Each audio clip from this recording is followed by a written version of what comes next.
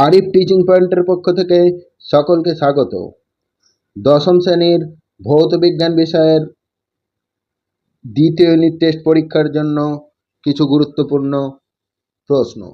দেখো, রসায়ন ভাগের যে 3টি অধ্যায় পরীক্ষা হবে তাদের মধ্যে থেকে অজৈব রসায়ন থেকে আজকে তোমাদের দেবো, পরের দিন তোমাদের ধাতুবিদ্যা থেকে প্রশ্নগুলো দেবো। আজকে যে গুরুত্বপূর্ণ প্রশ্নগুলো নিয়ে আলোচনা করব তার মধ্যে প্রথমেই আছে, দেখো, লাইকার অ্যামোনিয়া কি? উত্তর, অ্যামোনিয়ার সম্পৃক্ত জলীয় দ্রবণকে লাইকার অ্যামোনিয়া বলে। 2 দেখো, লাইকার অ্যামোনিয়ার মধ্যে শতকরা কত অ্যামোনিয়া থাকে? উত্তর, 35%।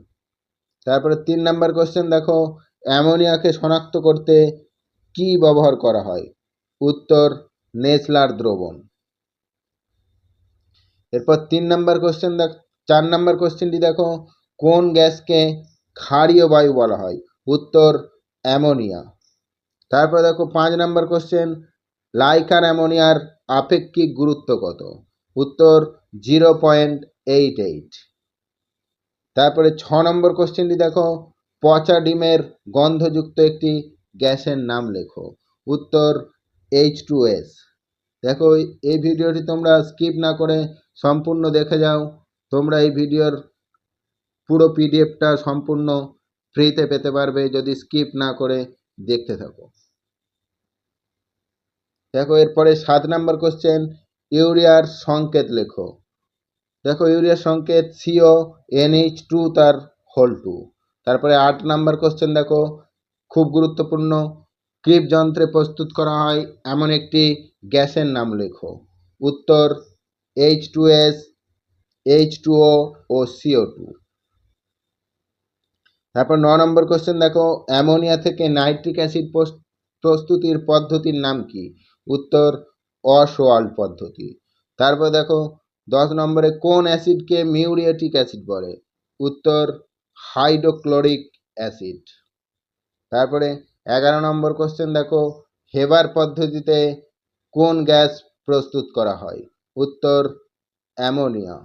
তারপর দেখো, ইউরিয়ার 2টি ব্যবহার লেখো। দেখো, উত্তর, প্রথম, নাইট্রোজেন ঘটিত সার হিসাবে এটি ব্যবহার করা হয়। তারপরে 2 নম্বর ব্যবহারটা দেখো, কালা জ্বরের ওষুধ ও ঘুমের ওষুধ তৈরিতে এটি ব্যবহার করা হয়। কালা জ্বরের ওষুধ ইউরিয়াস্টিবামাইন পাওয়া যায় ইউরিয়া থেকে, এবং ঘুমের ওষুধ বারবিউরিটেট পাওয়া যায়। এর পরের কোশ্চেন দেখো, স্পর্শ পদ্ধতিতে কোন অ্যাসিড প্রস্তুত করা হয়? উত্তর, সালফিউরিক অ্যাসিড। তারপর দেখো, ওলিয়ামের রাসায়নিক নাম কি? Very very important. ওলিয়ামের রাসায়নিক নাম ও সংকেত। উত্তর, পাইরোসালফিউরিক অ্যাসিড। সংকেত H2S2O7। তারপরে দেখো 15 নম্বর কোশ্চেন, 100% ওলিয়ামকে কি বলে? উত্তর, সালফান বলে। তারপর 16 নম্বর কোশ্চেন দেখো, চোখের কর্নিয়া সংরক্ষণে কোন গ্যাস ব্যবহৃত হয়? উত্তর হবে নাইট্রোজেন। তারপরে 17 নম্বরে দেখো, অ্যামোনিয়া গ্যাস বাতাসের তুলনায় ভারী না হালকা? উত্তর, হালকা। তারপরে 18 নম্বর কোশ্চেন দেখো, H2S গ্যাস বাতাসের তুলনায় ভারী না হালকা? উত্তর, ভারী। এর পরের কোশ্চেন দেখো, কিপ যন্ত্রে প্রস্তুত করা হয় না এমন একটি গ্যাসের নাম লেখো। উত্তর, N2। তারপরে 20 নম্বর কোশ্চেন দেখো, স্পর্শ পদ্ধতিতে অনুঘটক হিসাবে কি ব্যবহার করা হয়? উত্তর, ভ্যানাডিয়াম পেন্টক্সাইড বা V2O5। তারপরে দেখো 21 নম্বর কোশ্চেন, কোন অ্যাসিডকে রসায়নের রাজা বলা হয়? উত্তর, সালফিউরিক অ্যাসিডকে রসায়নের রাজা বলা হয়।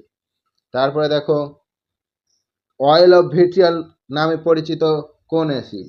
উত্তর, sulphuric acid oil of vitriol নামে পরিচিত। তারপরে দেখো, জলের নিম্ন অপসারণ দ্বারা কোন গ্যাস সংগ্রহ করা হয়? উত্তর, নাইট্রোজেন। তারপর দেখো, অ্যাকুয়াফর্টিস বা তেজি জল কি? উত্তর, নাইট্রিক অ্যাসিডকে অ্যাকুয়াফর্টিস বা তেজি জল বলা হয়। তারপরে কোশ্চেন দেখো, ধূমায়মান সালফিউরিক অ্যাসিড বা ওলিয়াম কি? এটা 2 নম্বরেও আসতে পারে।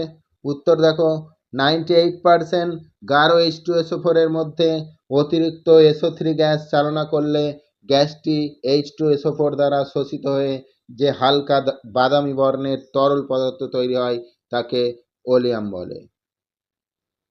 পরের কোশ্চেন দেখো, লাব্লাং পদ্ধতিতে কি তৈরি করা হয়? উত্তর HCl বা হাইড্রোক্লোরিক অ্যাসিড।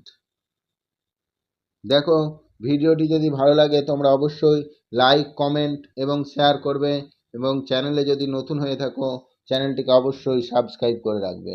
তাহলে তোমরা ভবিষ্যতে এই ধরনের সাজেশন তোমরা সবার প্রথম পেয়ে যেতে পারবে। এরপর দেখো 27 নম্বর কোশ্চেনটি দেখো, অ্যামোনিয়াকে শুষ্ক করতে কি ব্যবহার করা হয়? উত্তর CaO2 পোড়াচুন আর কলিচুন। CaO হলো পোড়াচুন এবং CaO2 হলো কলিচুন। এরপর নাইট্রোলিম কি? Very very important. Calcium cyanamide ও কার্বন চূর্ণের মিশ্রণকে নাইট্রোলিম বলে। তারপরের কোশ্চেন দেখো, একটি নাইট্রোজেন ঘটিত সারের নাম। উত্তর ইউরিয়া। সোনা তৈরির কারখানায় যে বায়ুদূষক গ্যাস উৎপন্ন হয় তার নাম কি? উত্তর নাইট্রোজেন ডাইঅক্সাইড। তারপরের কোশ্চেন দেখো, নাইট্রোজেন ঘটিত একটি বায়ুদূষকের নাম লেখো। উত্তর প্যান অর্থাৎ পারক্সি অ্যাসাইল নাইট্রেট। তারপরে কোশ্চেন দেখো, অসল পদ্ধতিতে HNO3 প্রস্তুতির সময় অনুঘটক হিসাবে কি ব্যবহার করা হয়?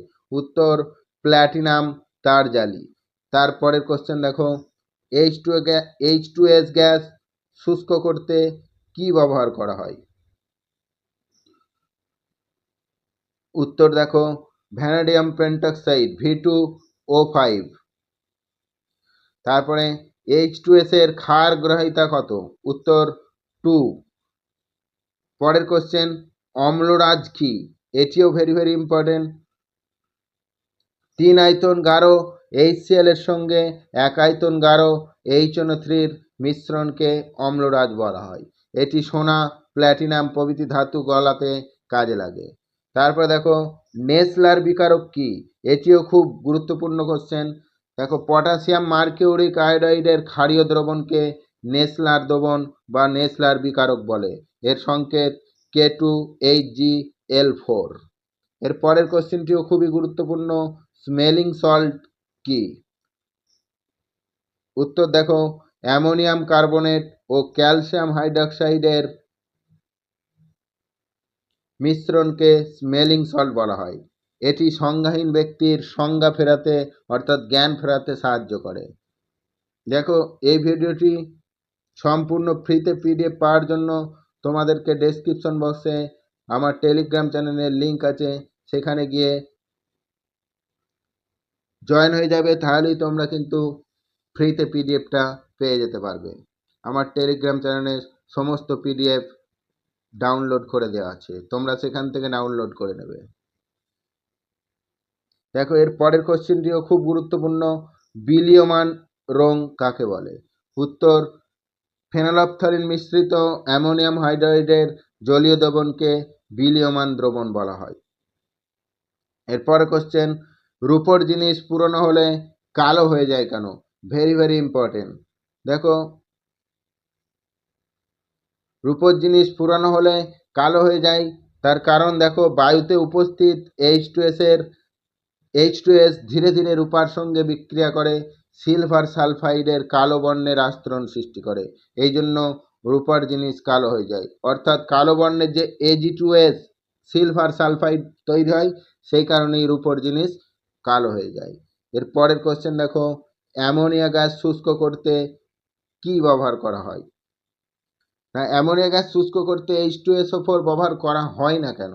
উত্তর দেখো, অ্যামোনিয়া ক্ষারকীয় ক্ষারধর্মী এবং H2SO4 অ্যাসিডধর্মী, তাই এরা পরস্পর বিক্রিয়া করে অ্যামোনিয়াম সালফেট উৎপন্ন করে। যা অর্থাৎ বিক্রিয়াটি দেখে নাও, 2NH3 প্লাস H2SO4 সমান NH4 তার হোল টু SO4। দেখো এই কোয়েশ্চেনগুলো তোমরা ভালো করে দেখে যাও। এই অজৈব রসায়ন থেকে যে কোয়েশ্চেনগুলো পড়বে এর মধ্যেই তোমরা যে স্কুলেই পড়ো না কেন এর মধ্যেই এই কোয়েশ্চেনগুলো তোমরা কমন পেয়ে যাবে। দেখো তোমরা চ্যানেলটিকে অবশ্যই সাবস্ক্রাইব করে রাখবে। এর পরের দিন তোমরা